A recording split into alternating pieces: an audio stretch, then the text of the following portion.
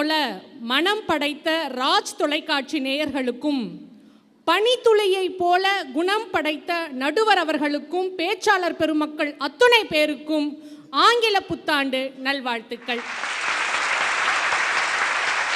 அற்புதமான தலைப்பு.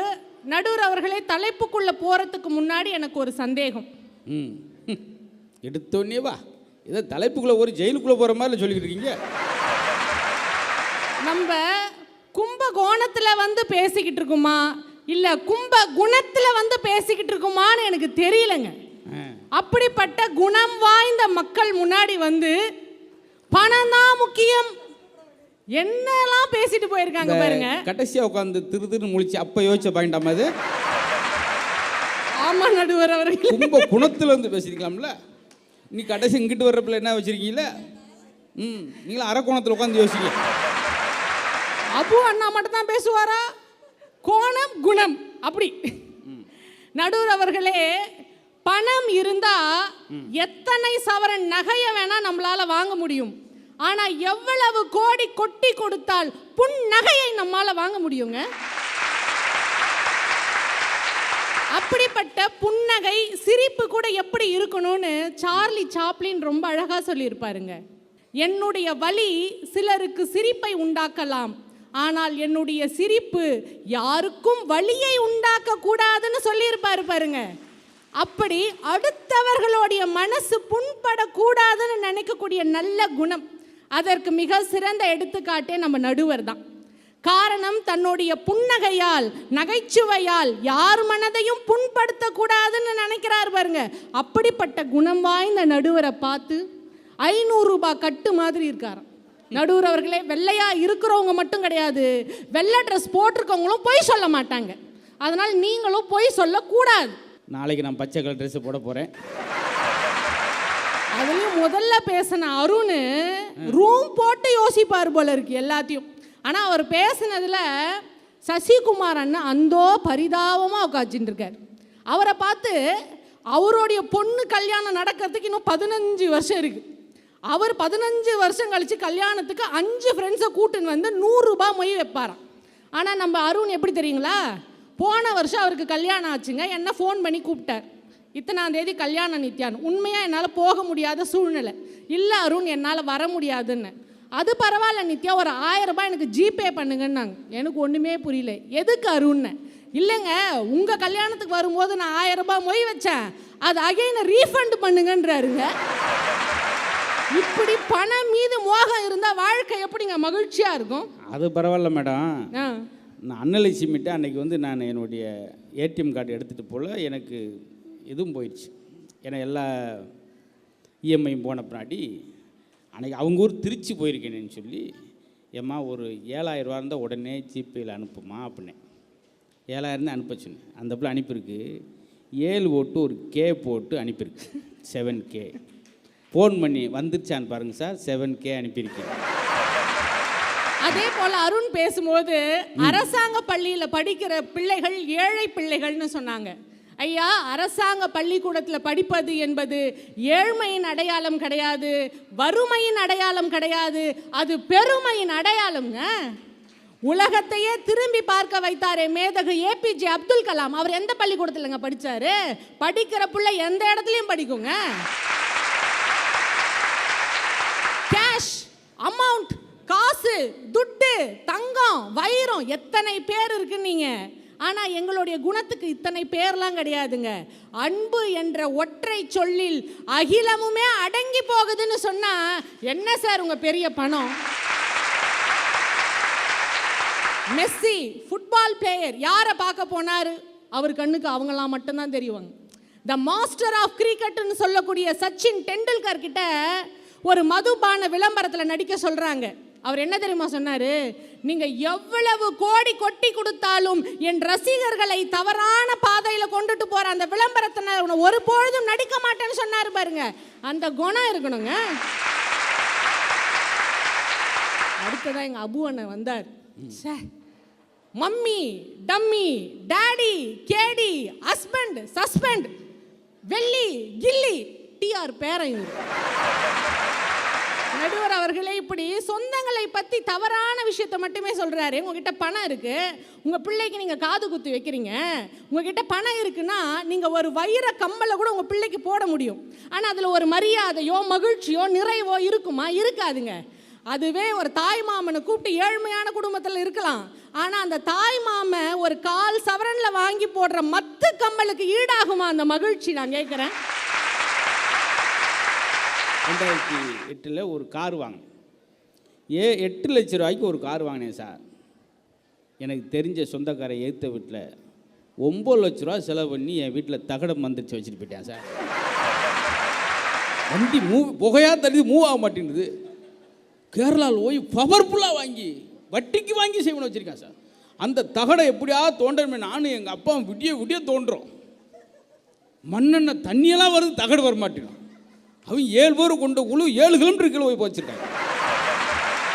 நாம் சம்பாதிக்கக்கூடிய பணம் என்பது நமக்கு மட்டும் கிடையாது, 4 பேருக்கு நீ கொடுத்து உதவணுன்றத பிள்ளைகளுக்கு விளையாட்டில் கூட சொல்லி கொடுத்த சமூகம் சார்.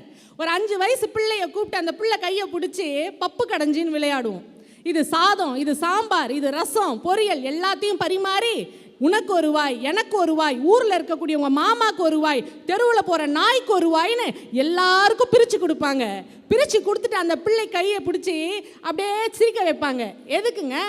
நீ சம்பாதிக்கக்கூடிய பணம்ன்றது உனக்கு மட்டும் கிடையாது, நீ எல்லாருக்கும் பகிர்ந்து கொடுக்கணும். அப்படி கொடுக்கும்போது நீ வேதனையோடு கொடுக்கக்கூடாது, மனம் மகிழ்ந்து கொடுக்கணும்னு விளையாட்டில் கூட நல்ல குணத்தை விதைக்கக்கூடிய சமூகம்ங்க.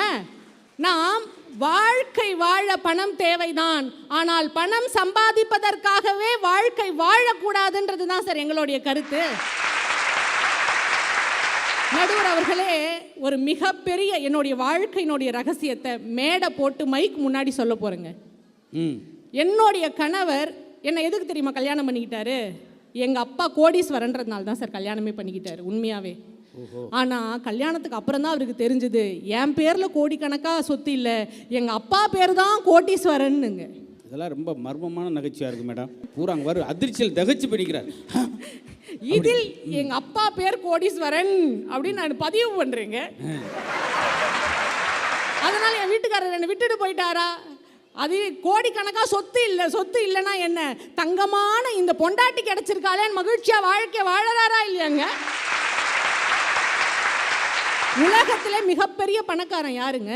கோடிக்கணக்கா சொத்து வச்சிருக்கிறவங்களா? பங்களா, காரு, வீடு, எஸ்டேட் வச்சிருக்கிறவங்களா? அவங்களாம் இல்லைங்க. படுத்த உடனே யார் நிம்மதியாக தூங்குறாங்களோ அவங்க தான் சார் உலகத்திலேயே மிகப்பெரிய பணக்காரர். அப்படி பார்த்தா நான்லாம் உலக பணக்காரர் பட்டியலில் முதல் 3 இடத்துல வர வேண்டிய ஆள் நடுவர் அவர்களே. ராத்திரி மட்டும் தூங்குறது இல்லைங்க, பள்ளிக்கூடம் படிக்கும் போதெல்லாம் முதல் வரிசையில் தான் உட்காந்துருப்பேன். ஆனால் ஆசிரியர் பாடம் நடத்தும் போது கண்ணை திறந்துக்கிட்டே எப்படி தூங்கணுன்ற டெக்னிக் தெரிஞ்சவங்க சார் நாங்கள். இந்த அருண்ட்டையும் கேட்டாங்க. அருண் ஓட்டப்போட்டில் ஏப்பா வெற்றி அடையலை அப்படின்னு கேட்டக்கு எல்லாரும் எனக்கு பயந்துட்டு முன்னாடியே ஓடிட்டாங்க அப்படின்னு.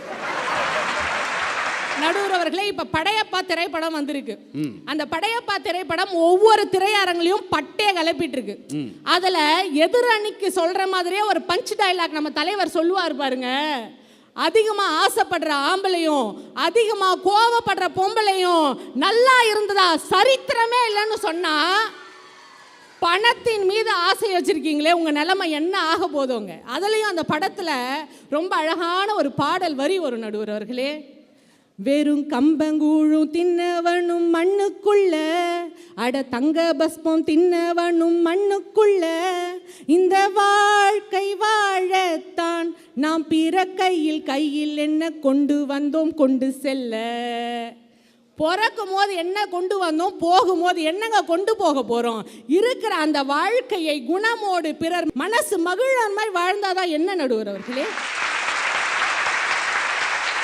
நடுவரில் இவங்க நினைக்கிறாங்க எல்லா விஷயத்தையும் பணத்தால் வாங்கிட முடியும்னு. ரொம்ப ஒரு அழகான வரி ஒன்று படித்தேன்.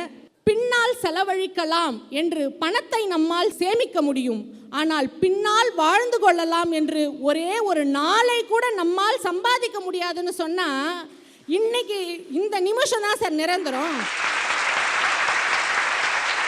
எங்கள் அம்மா கூட பிறந்தவங்க 4 சகோதர சகோதரிகள். சின்ன வயசில் எங்கள் அம்மா ரொம்ப ஏழ்மையான குடும்பத்தில் இருந்தாங்க. எங்கள் தாத்தா வெளியே போயிட்டு வேலையிலேருந்து வரும்பொழுது ஒரு 100 கிராம் மிக்சர் பாக்கெட்டை வாங்கிட்டு வருவாராம். அந்த 4 பிள்ளைங்களுக்கு பிரித்து கொடுக்கும்போது எவ்வளோங்க கொடுக்க முடியும்? ஒரு கைப்பிடி மிக்சர் கொடுக்க முடியுமா? அப்போ எங்கள் அம்மா நினைப்பாங்களாம், வசதி இல்லை, பெரிய வயசாகி நிறைய சம்பாதிக்கணும், ஒரு மூட்டையாக மிக்சர் சாப்பிட்ணுன்னு ஆசைப்பட்டாங்களாம்.